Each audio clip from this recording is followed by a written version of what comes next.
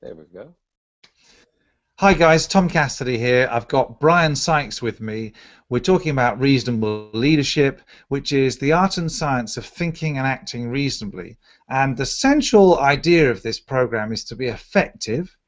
And Bryan has divided the idea of effectiveness into four domains: the heart domain, the hand domain, the head domain, and the habits. And in this particular clip, he's going to be taking us through the habits in some more detail. So first of all, hi Bryan, how's it going? Hi, how are you? Thank you for your time. It's excellent. I'm quite excited about this particular domain because this is about the quality of it all. Fantastic. Well, I'll just zoom in on that domain for people to see this in a bit more clarity. So now let's see if that's coming. Yeah. Is that about right? Can you see all the things there? There we go. It's excellent, excellent. So the habits is about the quality of the performance while you're doing. So the habits support the other three. The habit supports the inner resources of the heart, it supports the doing of the hand, and it supports the systems out of which you're operating from the head. So the first one is about deliberate engagement. Now there's an actual terminology in neuroscience called deliberate practice. And deliberate practice is never done.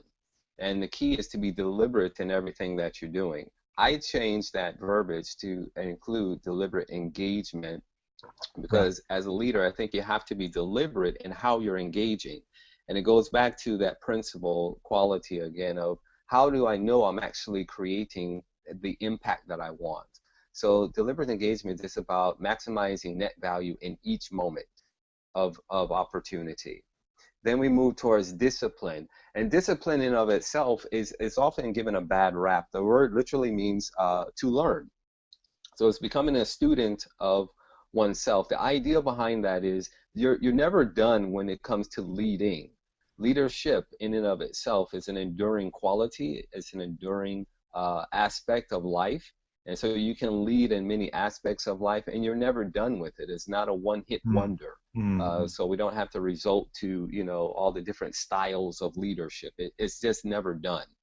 And the last one is about finding your balance. If you're going to be an effective leader, balance is going to be key there.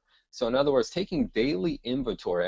I myself personally have a daily dashboard where I'm looking at my effectiveness, I'm looking at how I'm engaged, I'm looking at how I'm feeling when I'm engaged. So there's a series of measurements Mm. and metrics, if you will, that I can look at on a daily basis. And all leaders know, all business leaders understand that when what you measure gets done. So when you can measure things, you're more interactive with it, you're more engaged with Yeah. it as well. So finding your balance is key. Brilliant. And so how do all these habits translate into this whole, I guess, whole holistic way of looking at things with this whole 13 by 4 wheel?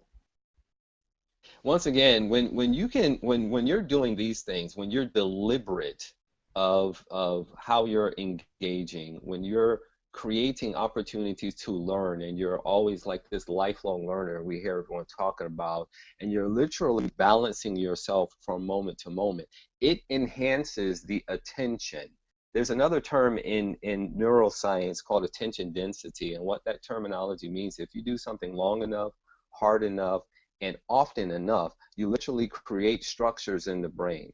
Yeah. So in other words, you literally create the pathway for you to actually develop that into habit.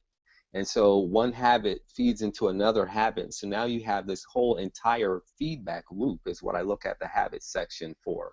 It creates a feedback loop so you can truly understand that you can grow in the depth of your potential by creating habits that support where you want to go and how you're growing.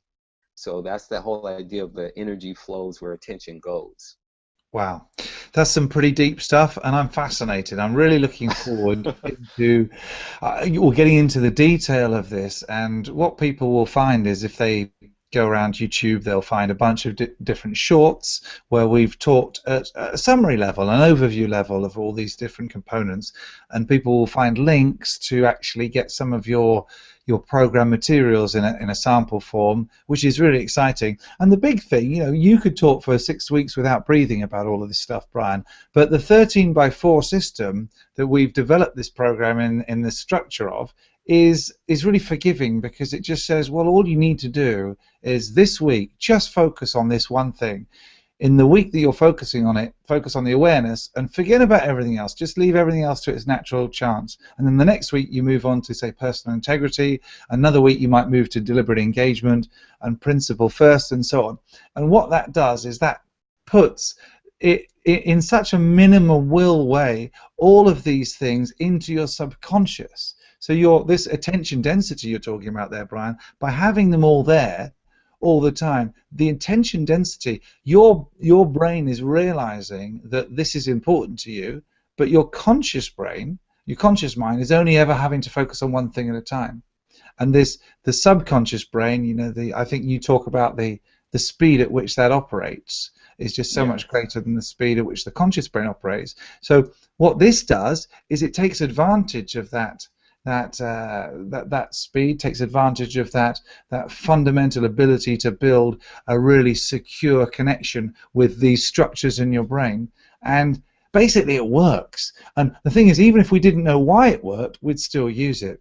But with your background, your neuroscience perspective, you know why it works, and that's what's lovely for people, to actually have that ability to explain things to people. And so thanks very much for that, Bryan. I'm just going to focus on you now. Any last words about the domain of the habits? Well, I think you're spot on when you said it, and the wheel itself makes it much more simple than talking about neuroscience, because I think people will, their eyes will roll in the back of their head. But it really makes it real simple to just understand that we have to deal with both internal and external. So internal promptings and urges have to match external realities. So what the wheel does is it synchronizes the two together so that you can act effectively. But acting effectively means you have to first think effective, which means that everything must be reasonable, because you're not going to out-trick your consciousness. That's a scientific fact. Yeah. So, good luck. You have to be able to understand. Exactly. Yeah. Exactly. So this idea of reasonably just makes things really small, really simple, so that you can maximize results and do so quickly. You don't have to wait for approval. You don't have to wait for the big thing to happen. It's just real simple, really quick and easy.